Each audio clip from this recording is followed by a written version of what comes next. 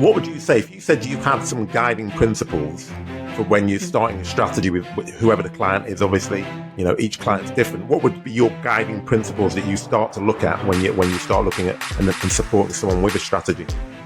Especially as I support small businesses, I think it can be really, really hard to look too far in advance. So the question that I always start with to people is, where do you want to be this time next year? We're only looking 12 months ahead. It's really easy. So where do you want to be this time next year?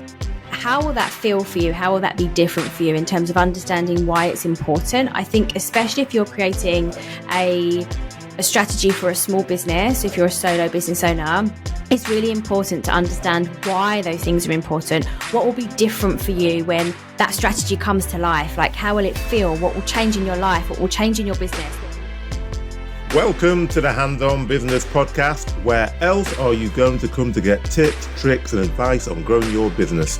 As you know, what people tend to love about this podcast is that it is a place where you can hear real business leaders discussing systems, methodologies, and strategies that they have used to help them catapult growth in their business. So I'm your podcast host, Hakeem Adebiyi, and I've grown several small businesses to multi-million-pound enterprises and noticed that there wasn't really a place that focused on where I was, i.e. growing a small business. All of the content that seemed to be out there was about big business and often just a lot of theory and no practical implementable advice, which is exactly why I set up this podcast. So joining me today is going to be Nicole Louise Winer, and we're going to be getting into everything strategy related and looking at what are the key steps to actually deliver a strategy that works. So some people may well be thinking, not a particularly interesting topic, but I can assure you that if you want to be successful in business, having a cogent and successful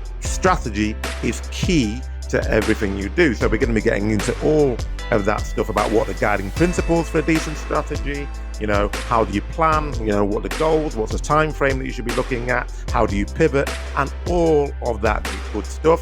So really excited to get into it. Happy listening. So whenever you're in a business, you'll hear people either talking about or asking for your strategy. Now, interestingly enough, everybody seems to have a different view on what is meant by strategy and certainly on how to devise and implement one. And I've often seen people spending months on putting a strategy together, launching it to the business, and then no one ever looks at that strategy until the following year when it's time for review. So that's very unlikely to work, I think, if you're only looking at it once a year and you're just dusting it off and blowing off the cobwebs. So on today's show, I'm delighted to say that I have Nicole Louise Winer, who is a business strategist and also has a BSc in psychology. And I'm hoping that what we're going to discuss today is going to help that kind of dilemma that I've just mentioned, i.e. getting a business plan, dusting it off, doing it once a year, and it not really working. Because what we're going to be talking about is key steps to build a strategy that works. So welcome, Nicole, and thanks for being on the show. Thank you for having me. What a lovely introduction. I'm excited to be here. Excellent. So I'm going to kick off really because, as I said, everyone talks about strategy, but I want us to kick off with how would you define strategy? A simple, determination that if people are thinking what we're going to be talking about, you just say, well, this is what I mean when I'm talking about strategy. Okay, so brilliant question to start off. When I have delivered masterclasses on this and when I talk to my clients about this, what I talk about is, okay, so I used to work in banking, right? So I was never in the front line. I was in the head office, but a lot of people would go to traditionally a bank manager to ask for investment. Okay. So you're going to a bank manager. What kinds of things are they asking you for? Basically, what they're doing is they're asking you for the legitimacy, the proof in that the business is going to work to a certain, we can never guarantee, but to a certain extent, so that their investment that they're making in you is likely to be returned, right? In terms of your risk level. We need to be doing this for yourself. So you need to have a plan, a strategy, a guide and goals and how you're going to implement those in place where you can reliably, realistically see that plan, that strategy, that thing that you're putting together that brings all of the parts together in terms of how you're going to generate sales, what marketing there is in there, what your dream client or ideal client looks like, all of that in one place. So that actually the time, because most of the time when you have a business, it's about the time you're investing rather than necessarily cash, right? Especially at the beginning. So it's about making sure that the strategy that you're creating in your business makes you more of a sure thing. That's what I'd say. Okay, thank you very much. So effectively, it's the plan to get you from where you are to where you want to be in essence, with all of the bells and whistles that obviously we're going to talk about as we go through. So just tell us a little bit about, because you've just talked about the fact you started in banking. So tell us a bit more about your experience with developing successful strategies then, because that'll be useful for successful strategies, definitely. So I used to do this when I worked in banking. So I spent 10 years at HSBC, one of the world's leading FTSE 100 global banks, investment banks. And I used to work on the behind the scenes strategy with the directors, with the senior leaders, and also then help to implement that into the front line or into the call centers or into products and services and manage that in terms of the teams. And then now in terms of small business, I work with solo business owners or people who have either a team of freelancers or employees up to around 5 to 10 in terms of making sure that their business is profitable. So when we look at that phrase there in terms of successful strategies, actually a lot of it is about testing, but it's also about having a clear enough goal in mind to know why you're taking action. So on the days when you don't really know what to do or you're feeling like your focus is off, which it will be because that's life and we have a lot of stuff going on. It's about making sure that you have that in mind in terms of that overall framework, but then thinking, okay, how can I flex this? And being able to test that regularly enough and come back. Like you were saying at the beginning there, it's not a once a year thing. It's a thing that we need to be looking at all of the time. And I love to plan in my own business the same way that lots of my clients come to me for the similar sorts of support. Is I'm neurodiverse, right? So I have ADHD. So when I'm I can look into the future, I can do that. That's not how my ADHD limits me. But what I also need is that flex. So when I've got the stuff in the moment that feels good, I can buzz off of that and lean into it and adapt. So a brilliant example, like in terms of lead gen, next week, I'm running a masterclass where the topic of that was not going to be the topic that it is going to be now, because I'm leaning into what people are saying that they want. And this is really important in terms of market trends, in terms of the market evolving, your clients evolving, the services, where people are showing up. So there's a lot of there in terms of developing those strategies, testing, being open to testing. And I know that can be really hard because we want all the answers and we want the certainty and we want we want that, but we can't guarantee these things. But what we want to do is give you the best chance of success. That's what we're looking for. No, I appreciate that. So the best chance, and actually that leads into one of the questions that one of my audience members asked, she's called Gem, and she asked, has that changed? Because I think she works in a big company. I'm not allowed to say who, but she works for a big company, and they do historically, 3 to 5 year strategic plan. Now that you've got the digital age, and you were just talking about there about testing, and you're talking about market trends, has that changed in terms of how often you should be revisiting your strategy, and how often should that be? I don't think it's changed. I think it's flexed. So it's not changed completely. There's not a total pivot. I talk about this. I know like COVID 2020, that year that we all remember so well, meant a lot of people were pivoting what they were doing. And I think this is more about naturally evolving it into a different stage. So with the digital age we are in, it would be silly not to revisit it as often as you possibly can. But we need to be really clear that you're giving it long enough to test it, that you're being consistent with the actions you're taking, the things that you're putting in place, because otherwise all you end up doing is swinging from one thing to the next. And it is really, really key, in terms of that, saying that it hasn't changed, looking longer term and saying, right, okay, like, where do you want it to be in 5 years? Where do you want it to be in 3 years? And then what are those short term actions that you're taking to move you closer towards that? What strategies will we put in place in terms of your marketing, your sales, your tech, your team, so that it's growing with you and testing that regularly? Yeah. Excellent. So, and then based on that, what are some of the biggest challenges that you faced when developing a strategy? I think it's interesting. The biggest challenge is not giving it enough time.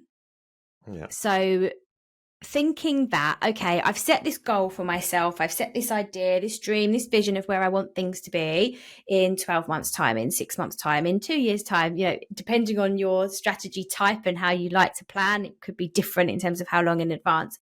But then not actually assessing regularly enough, like how that's working, and not giving enough time either. So if you're doing something for a week and you're like, yeah, but I was showing up in my digital strategy and I was on, social selling, I was growing an audience, I ran some ads, I did whatever the thing was, and you did it one time with one metric and one test, we're not giving it long enough to see what data's coming in, and the data doesn't lie. So we need to be looking at the evidence behind the numbers. So what's happening? How many times was that? What were the messages?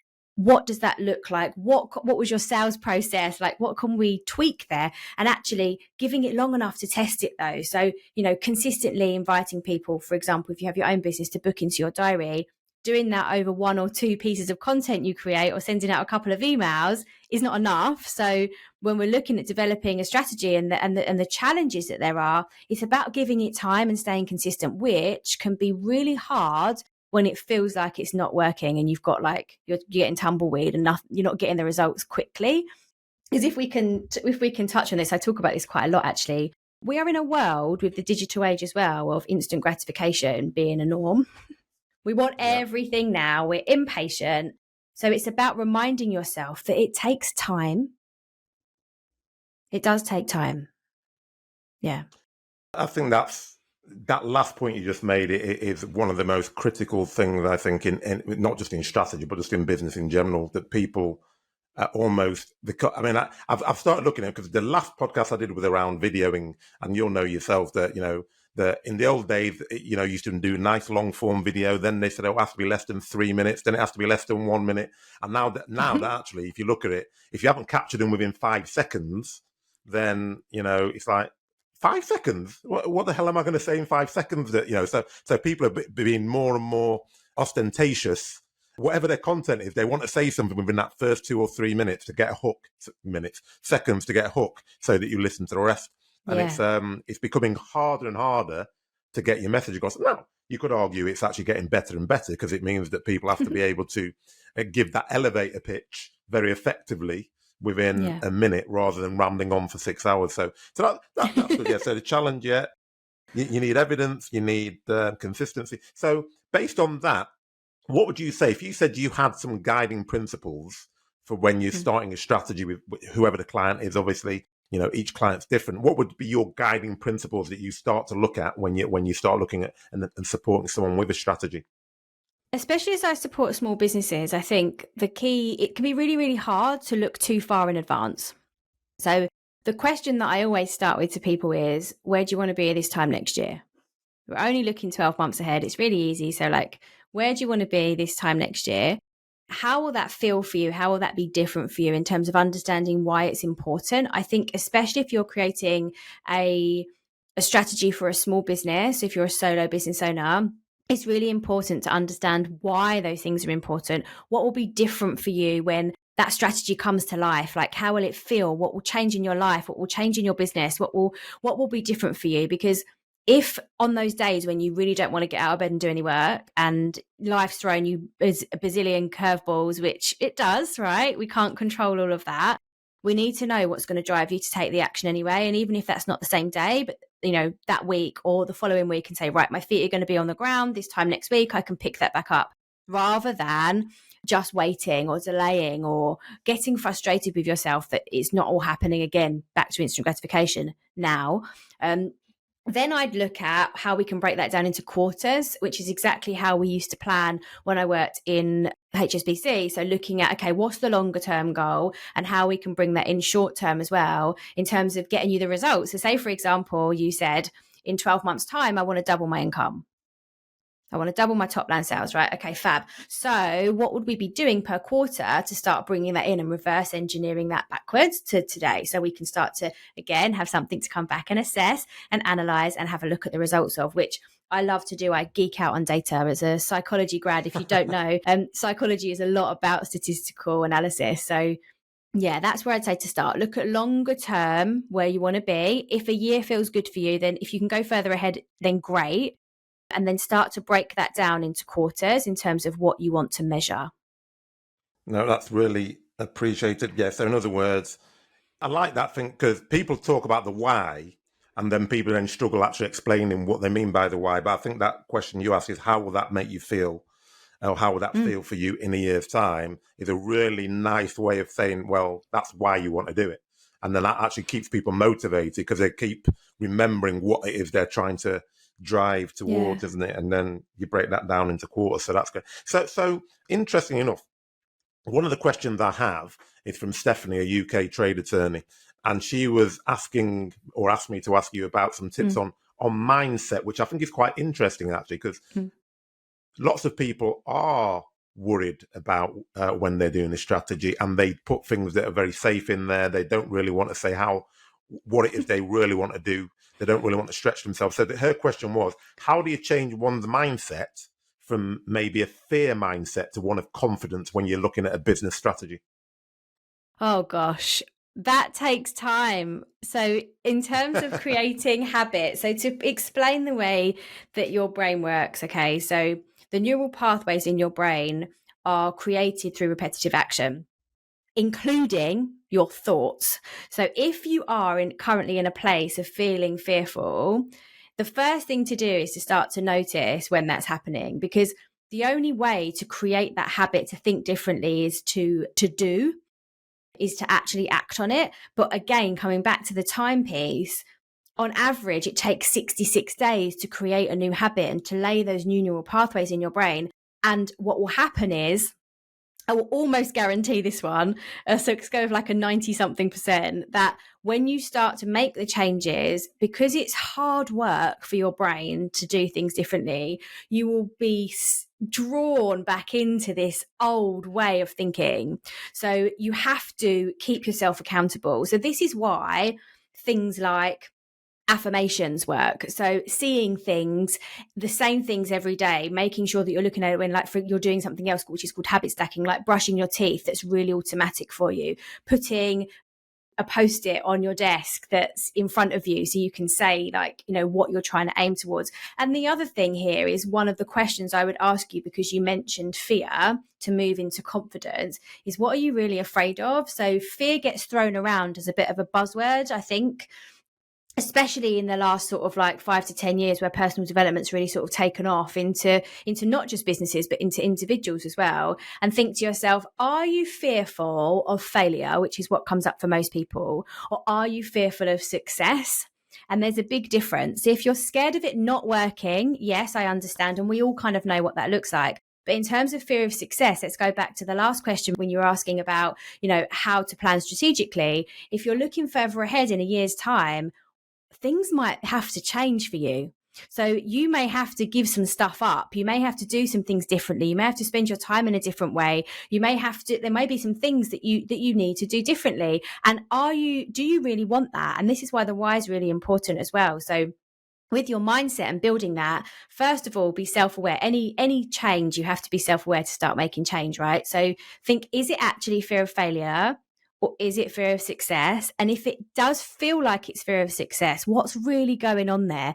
Are you afraid of what other people are going to say and what they're going to think? Are you feeling like, oh, well, if I do that, then maybe I'm not going to have as much time to spend with my kids? Are you fearful that if you have the success, if it works, that you're going to have to not take 2 holidays or 3 holidays a year and maybe do less, or you're going to have to work maybe sometimes when you're like, what is it that's really making you feel that fear of success, and address that? Because then when you're coming to building a strategy as well, you can make sure that you're enabling yourself to have the success the way you want it. So a lot of people say, I don't want to work evenings and weekends, and if this gets any bigger, I'm gonna miss time with my family. Okay, so you're brilliant. You're self-aware. We've got that. Let's then have a look at what we can do to make sure that you're working in the hours that you want to work. Let's have a look at how you can communicate that with people around you in terms of what this might look like short term and what this might look like long term, and bringing all of that in. So, Steph, I hope that answers your question.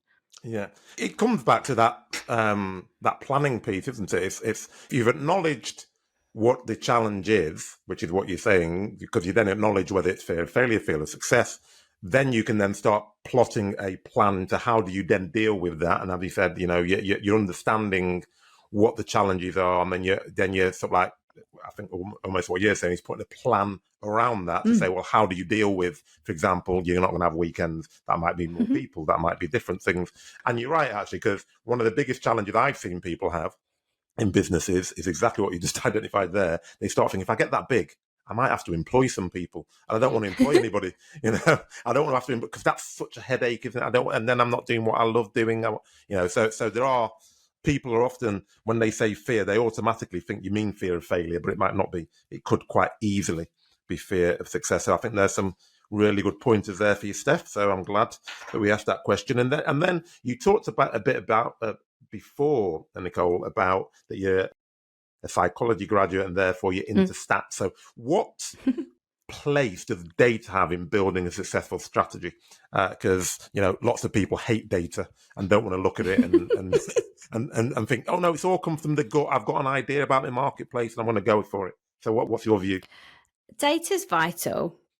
I mean, if you apply this, no matter what size of business you're working in, whether it's a global company or whether you're a solo business owner, think about the most successful companies, the most successful, companies out there. And do you think that they're not doing market research? Do you think that they're not consistently analyzing their data? If you want that success, if that's what you're really looking for in terms of building, be honest with yourself. What are you avoiding? Why are you not looking at it? Are you maybe not looking at it because you don't know where to start? You don't even know which data to look at. Do you think that when you do look at it, maybe it's going to show you some stuff that you don't want to know? Like, I was talking to a client this morning in my mastermind, and I say to them, right, let's report in on audience stats. Let's report in on sales figures. Let's look at what you're selling next. What's going on there? Where was your revenue last month? What are we doing this month? And some of them were like, I don't know. These people who've started with me this month, so I don't know if I know that information. And I was like, great, this is a great place to start. Let's start from now. So we need to start looking at this so that also if we come back to like what we were talking about in terms of trends, one of my clients who started working with me in May last year, she was really up and down on her income and she couldn't really figure out why. She was, fed all these messages about consistent revenue and recurring revenue and wanted all of that. But actually, her business is quite seasonal. So until we looked at the data and research, we could see where the peaks and troughs were. So now what we can do is start building in quarters what that looks like. So she can take summer off. So she can work less in winter. So she can work less over Christmas. And actually, that works with her market as well. So, but it's again coming back to, which is what I wanted to add to what we were saying just now for Steph. It's also about then thinking, okay, so if you set a goal and you thought, oh, I want this consistent revenue, I want to double my income, I want to be here next year, and then you had that fear of success. Okay, so was that the right goal then? So let's set some different goals that then align with you. And again, this is the flex and being open to it changing. So look at the data, look at the research, and then allow it to inform the decisions that you make. Yeah, absolutely. If you are in that position that you just mentioned at the beginning of that answer, i.e., you just don't know where to start, because I think that is the majority of the people. They think, oh my God, data, what am I supposed to be looking at? What's your advice to those people? Have a look at your revenue, your top line, and have a look at your profit. So analyze your what you're bringing in terms of sales over the last 12-month period. Have a look at your overall expenses and costs and operating costs and where they'd look at for like 12 months. Make sure you're also looking at that monthly so you can build that in when you're looking to pay yourself. And then make sure that you're also doing this. So that's in terms of your sales, but also looking at in terms of your lead gen and your sales funnels. So looking top line and thinking, okay, how many people do I have in my audience? And what does that look like in terms of conversions? The same if you're running ads. What am I spending here? What's my return on investment? So looking at that data, depending on where you're at in the business. So I've given you like 3 examples there that hopefully hit people at different places. But making sure that you're looking at in terms of your sales funnel, which is one of the key things, because if you don't have an audience to sell to, you could have the best product or service in the world and you'll be the best kept secret. So if you feel like you have the most brilliant idea and it is all, wonderful and great, and hopefully you do feel that with confidence, then if it's not happening in terms of sales for you, have a look at what's happening in terms of your lead gen and bringing new people into your audience. Also, just to add while I'm on that, when you're busy, I know that data doesn't feel sexy because you just want to do the thing. You just want to get on with it, deliver the results to the clients. You just want to show up. You just want to do the work, right? But you need to be consistently looking at this, because a lot of people come to me who work with me in my masterminds who said, I was growing an audience and now I don't know what to do with the current market and how to bring new people in. Where do I start? Because it's changed. Okay, it may not have changed as much as they feel it's changed. There's still things that work in terms of lead gen. And if you don't have an email list, in terms of data, email marketing is one of the best ways to measure what's working in terms of your opens and your click-throughs. Yeah. But yeah, I would really be rigorous with yourself. Like, one of the things that I do this is probably a little bit sad, but when I wake up every Monday morning, this week was an exception as it's a bank holiday, so I did it this morning.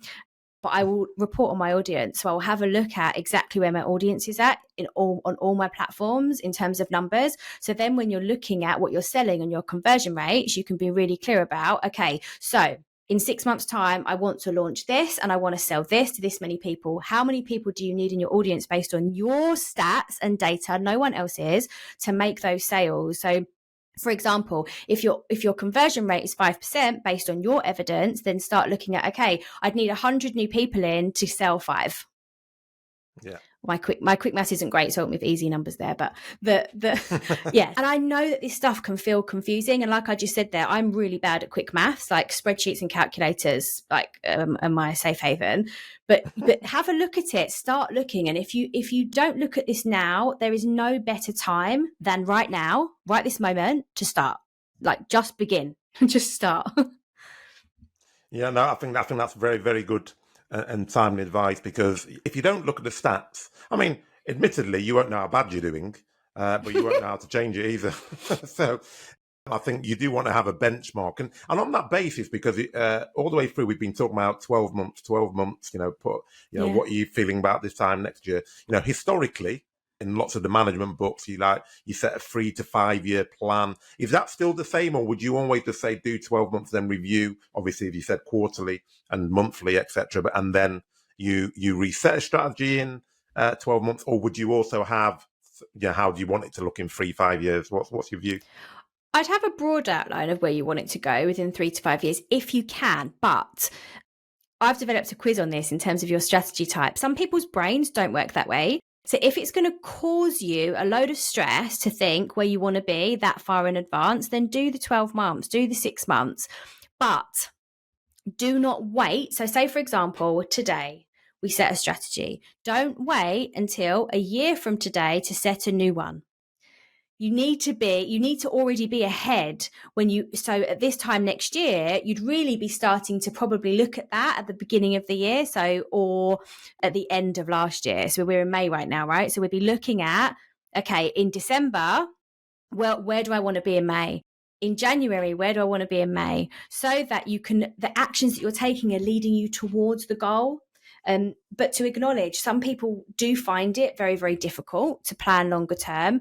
And there's no cookie cutter, there's no framework in terms of what you absolutely have to do. But if you are looking for longer term, profitable, sustainable success, which is like really what a business is all about, then you need to be seeing it longer term. You do need to be thinking about that. So if you need to, get some support on it, join a mastermind, work with a mentor, work with a coach, work with a strategist, invest in that so that you're clear on the actions you're taking and the time you're spending, and that it's worthwhile, it's leading somewhere. That last point is really important, actually, I think, because people will invest in certain things and they tend to be, well, I'll invest in equipment, I'll invest in, an office, but I don't invest in some of those things that are going to make the most significant difference, like a coach, like a business strategist, especially. I'm not saying everyone has to do it, but if you're not good at it and you're worried about it, as we've been talking about, and you're a bit concerned about numbers and data, not investing in it is madness. And I always use the examples of athletes, because even business, if you look at all the top business people, actually, they tend to have coaches. And all of the top athletes don't say, well, I'm now, an Olympian, or I'm now a, Premiership footballer, so I don't need a coach anymore. I'll just do it myself. Whereas, I think some business owners think, well, actually, I'm quite good at business, so why on earth would I have a business coach? And I think for all the reasons that you've just outlined, actually.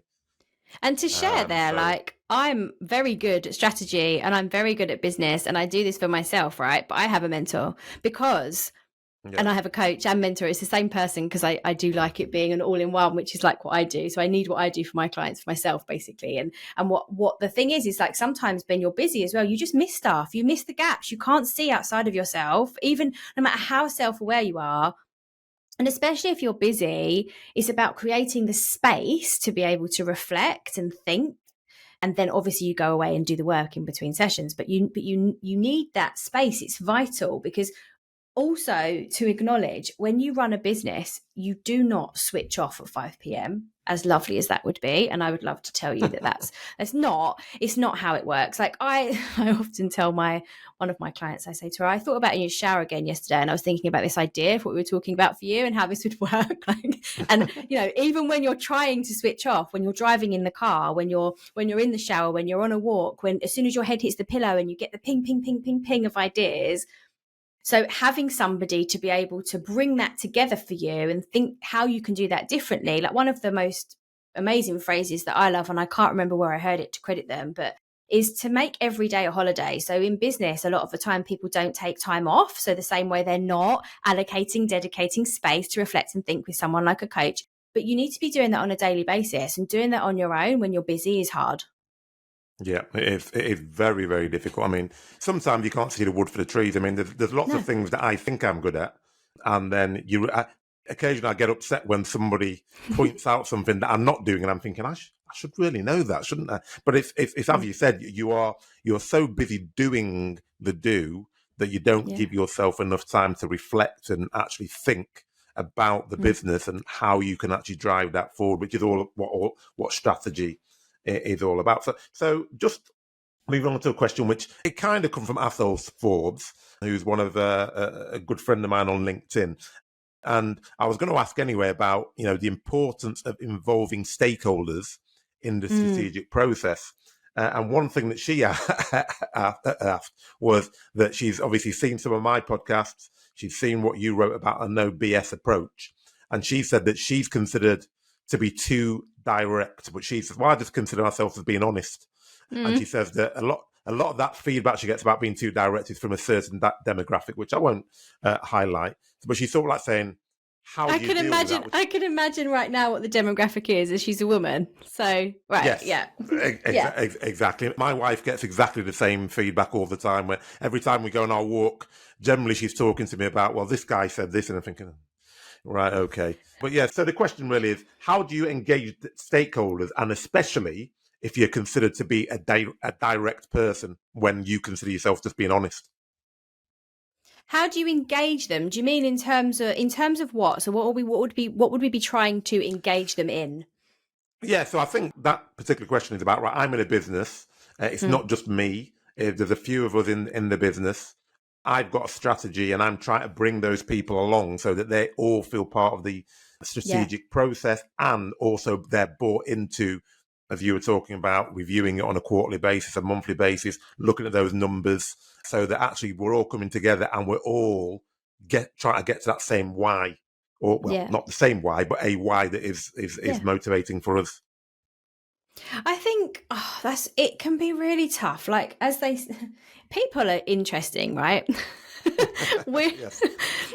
And we never really know why someone is behaving, acting, saying, thinking the way they are. And to acknowledge, like, half the time we don't even know this for ourselves. So how can we know this for other people? What happens though is that you make a load of assumptions.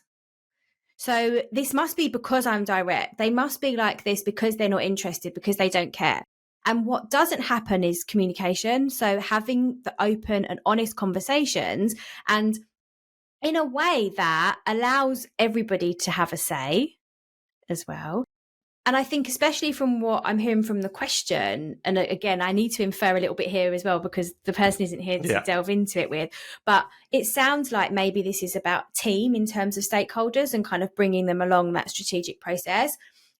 We used to have this in banking all of the time, and it's in every organization. You get some people who are absolutely in it 100%, 110%. They do more than they need to. They carry other people. And then you've got other people that just show up, do the minimum and leave. Yeah. And or less than or less than the minimum or less than.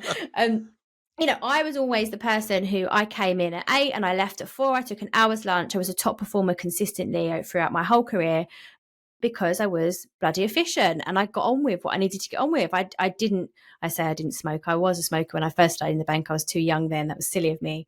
But I didn't used to take fag. I wasn't taking fag breaks. I don't drink coffee, so I wasn't having coffee breaks. Like, no judgment, but it's about thinking, okay, what also matters to these people? To me, what mattered in terms of stakeholder management was I wanted a work-life balance. I didn't want to go out and socialize with colleagues during, in my own hours after lunch. I would do it at lunchtime, after work, sorry. So at lunch, I would do it at lunchtime, or I'd have meetings if we needed to, but I wasn't wanting to do that after 4 o'clock. I wanted to get home to my family. So, and my friends, and at the time when I was younger anyway, Hollyoaks, I've given that up now. I was loyal, but in the last 2 years, I've given up finally on that. But it's, thinking, what do these people need? What's important to them? And how can this strategy, this plan, these goals that we have actually work for everybody? And also to acknowledge, if you have recruited and brought people into the business since the direction has changed, notice that, because actually maybe these people were completely on board with what it used to look like and now it's changed. So, and I think the only real way to involve people is to have more conversations, which I know, especially as a leader, can feel really painful when it feels like you're just banging your head against a brick wall. So it is really about delving into what matters to them, like with love and respect. And again, I don't know your listener, but it doesn't matter what matters to you. If you want it to matter to them, we need to think about how we can get them on board in that way, because it has to matter to them. If it doesn't matter, we don't do it, right? So I think it's all about, it's about listening, isn't it? And understanding the people that you're dealing with, because I think the question also was talking about that, them being directive, but they consider themselves to be honest. And I suppose because I always say that, I used to say that all the time. Oh, people think I'm a bit too direct. I'm just honest. Well, it depends how you're honest, doesn't it? It depends how that you're phrasing the feedback that you're giving, for example. And if you're constantly being told that you're a bit too directive, it could be the demographic, but it may just, as you said earlier, that sometimes we have to acknowledge that actually maybe I am a bit too direct, and it doesn't always come across the way that I think it's coming across. So therefore, I have to change the way in which I communicate the same message, because you can still give the same message. You can give the same message in many different ways, and different people will accept it in the different ways that you give it. So I think, that's good advice in terms of, it's about communication, really. Can I share something else though while we're there on that as well? Yeah. When Please. I was in banking, I was always told that I wore my heart on my face, right? So I am not good at a poker face. And a lot of the feedback that I used to get was about this thing here around stakeholder management. So, but some people think that you can be really abrupt. Some people feel like you're too assertive. And some people feel like maybe you could hide it a bit better on your face. Now, since leaving banking, I have learned that I have ADHD. So what also is really, really key to acknowledge is this part I know it feels like a bit of a hype topic at the moment as well, but it's really important in terms of neurodiversity and diversity in general. So in terms of, this stakeholder management for your listener, in terms of assertiveness, yes, perhaps there is something there that you are assertive. There's also nothing wrong with that. So by changing slightly how you are, it doesn't mean that you're having to change yourself. It doesn't mean that you're having to change your values or what matters to you. But there are, and if I tell my clients now that that's the kind of feedback I used to get, they're like, what, really? But again, it's about how it's received. And the phrase that I always used to love when I was going through that myself was that perception is in the eye of the beholder. Just like they say about beauty, right? So the perception is in the eye of the beholder based on their experiences, their goals, their needs, their desires, what's going on for them at the time. So be a little bit curious.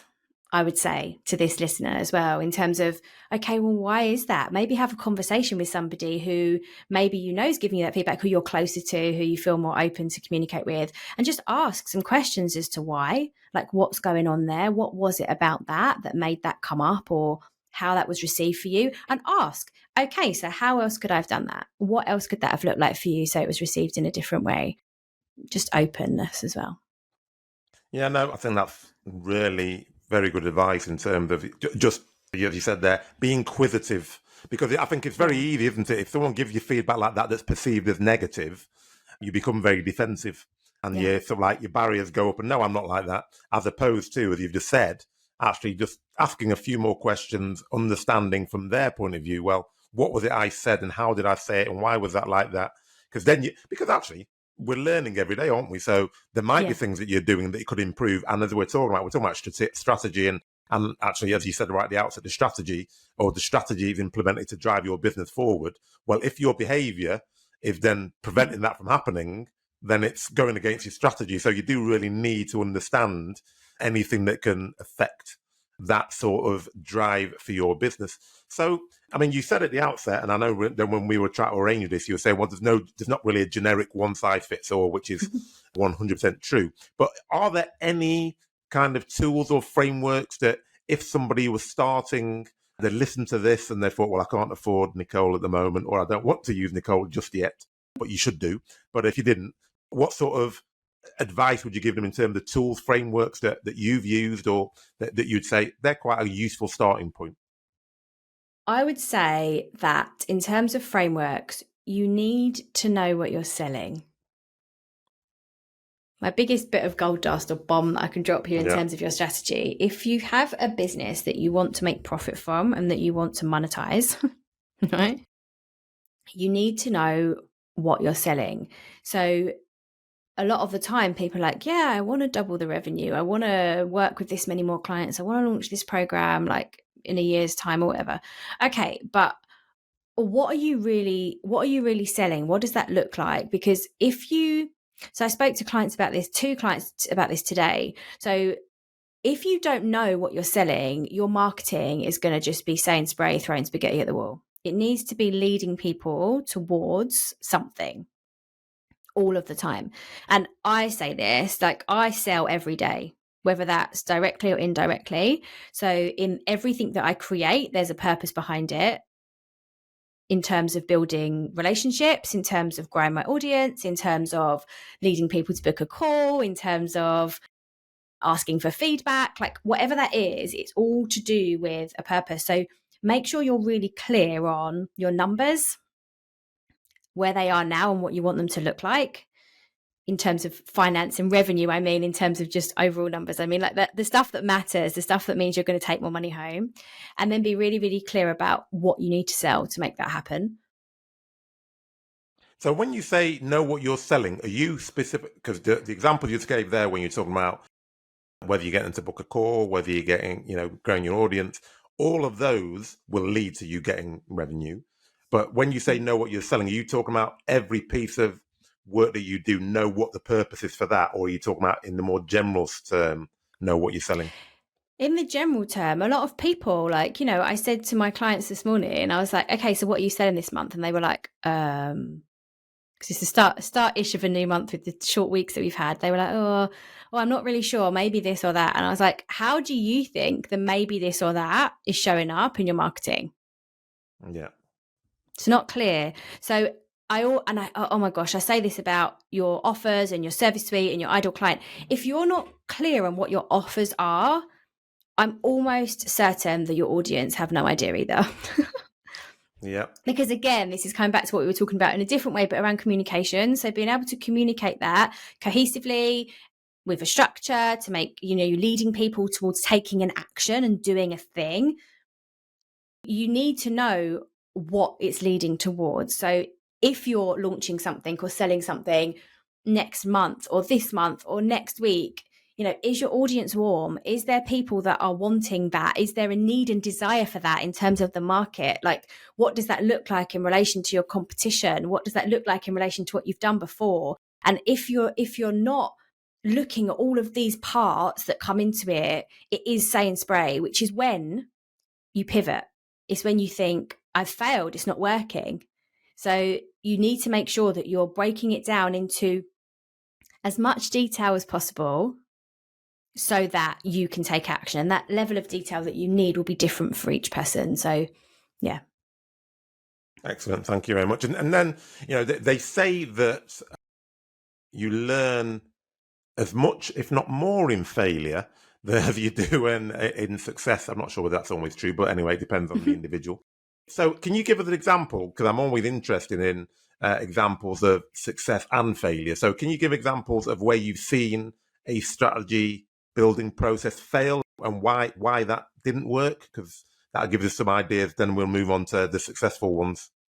Yeah, absolutely. I love that question. So interestingly also, I didn't used to think that failure was a word that worked for me.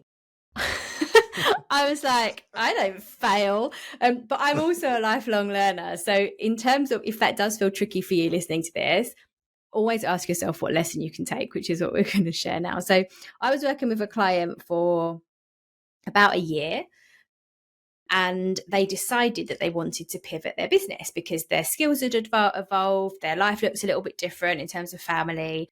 And we had a conversation around, how that would work. Now, the plan, and we're talking about long-term strategic planning, we were thinking about this being at least 6 months away. We'd been building up to it for 6 months already, right? So we were like, from that point. Now, what that client decided to do, against advice, I must say that, was to just change it all now. Everything changed. Oh. Overnight, they lost 80% of their client base. Oh, dear. Yeah. So you can build the strategy and you have to lean into what it feels like, but also you can't just do whatever you like. Like, you need to be strategic in the actions that you're taking. So if, for example, you've been building an audience to sell something to, because we're looking at now, let's go to the example now, 12 months ahead, where do you want to be? And you've been building towards that in terms of a bigger thing that you want to sell, or, launching more of a passive offer, or, more of a group model. Great. And then after about 6 months, you totally change your mind and change your business. If you announce that, if you let everybody know, because that's the owning it, going out there and saying, yeah, this is what I do, right? It's about bringing people along the journey with you. So that is definitely an example of it not working very well. We did adjust from there and took some learnings and managed to salvage some stuff. But that was not, in all the work we'd done in terms of strategy building. And I think also it can be really difficult when you listen to personal development staff and friends and family as well, maybe who don't have businesses or don't understand what that's like. And they're like, yeah, but you don't want to be doing that. Just do that. Or, life's too short. Just do it now. Or, being present in the moment, not thinking too far in advance. I get it. I get all of that. But you do need to be strategic about your business because that's when it works.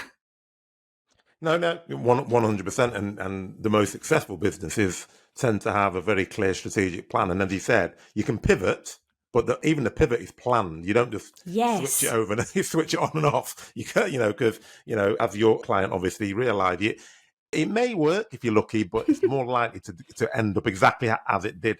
So basically, what's the flip side of that? And it doesn't have, it can be somebody you've worked with or somebody that you've seen, other businesses where it's worked really successfully. Can you give me some examples of that?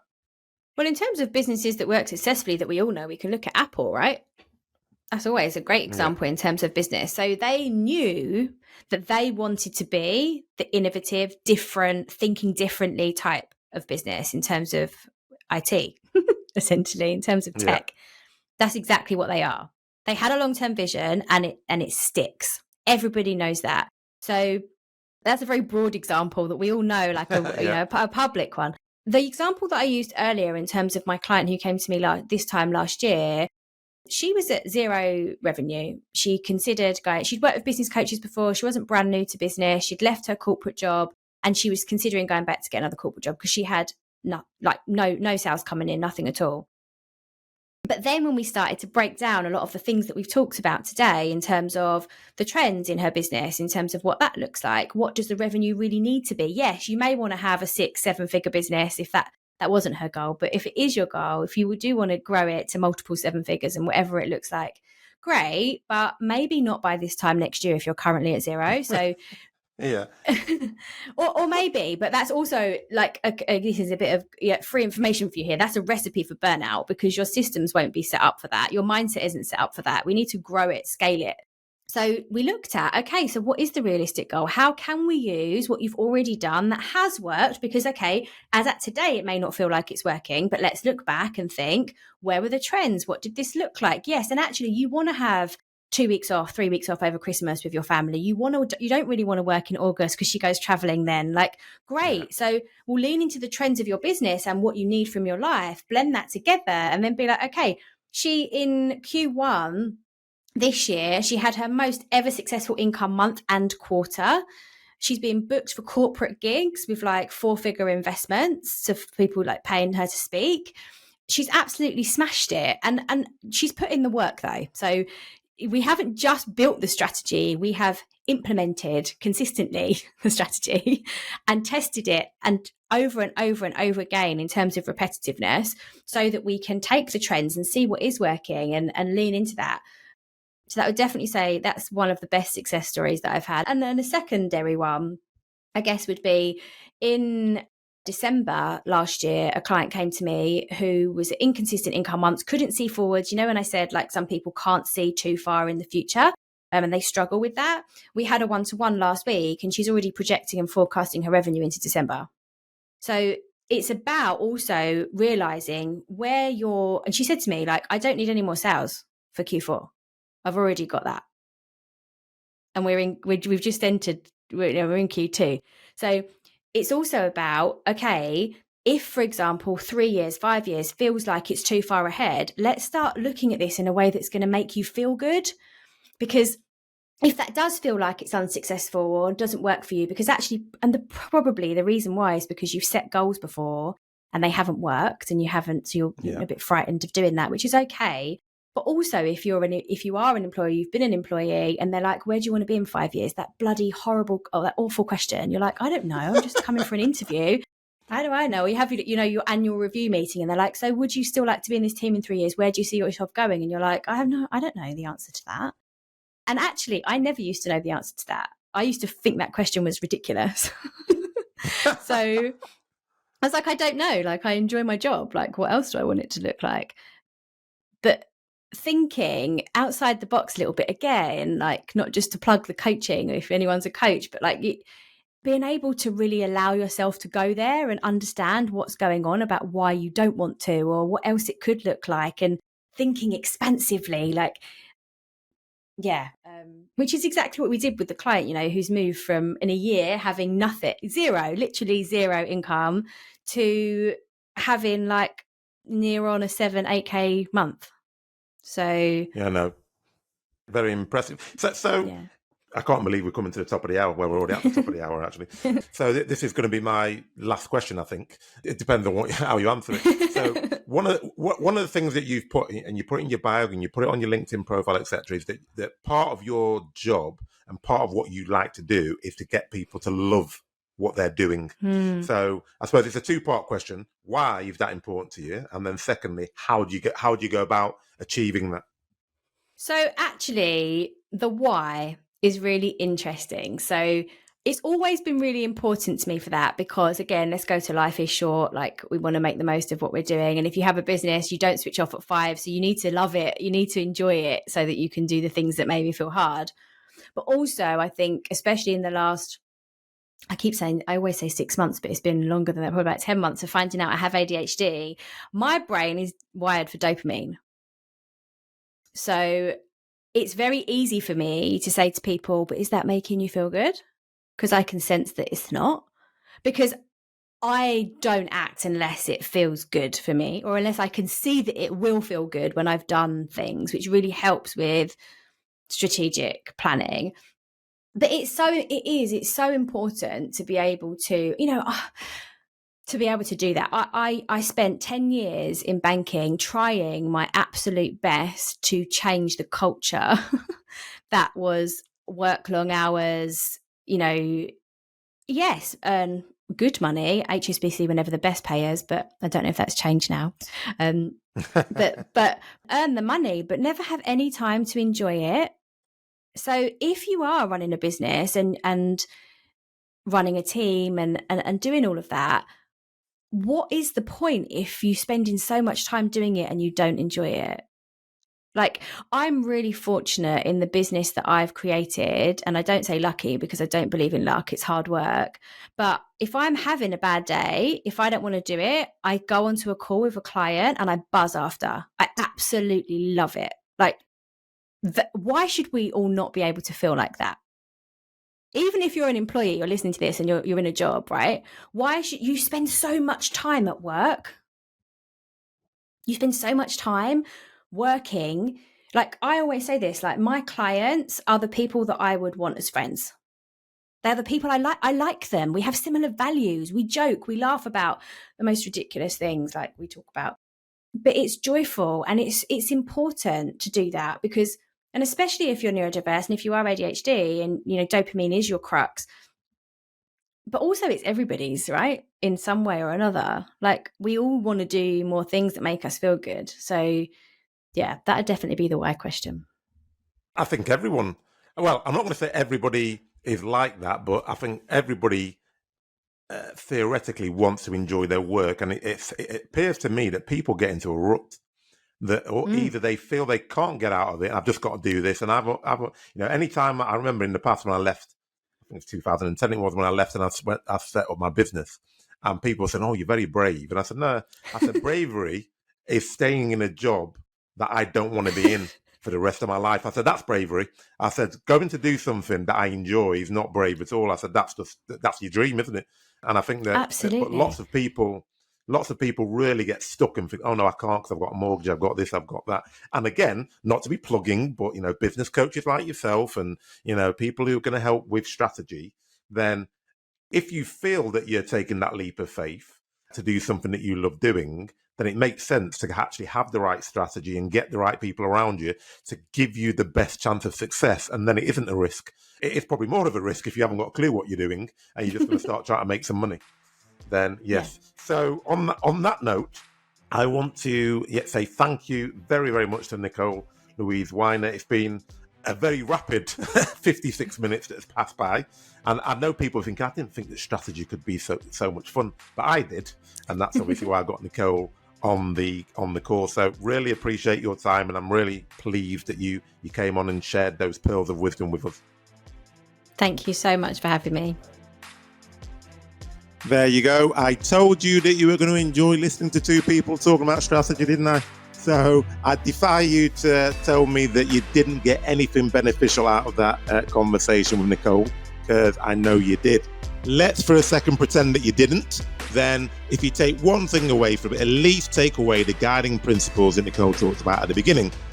Where do you want to be this time next year? And how will that feel for you when you get there? I.e., what's your why?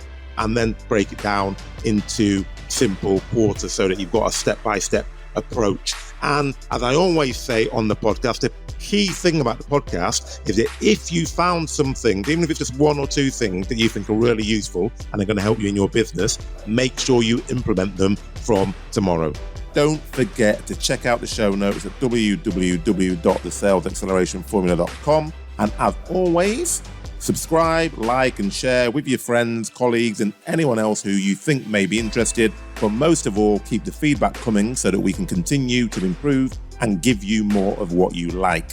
Hope you enjoyed this as much as I did. And as I always do, keep listening and keep growing.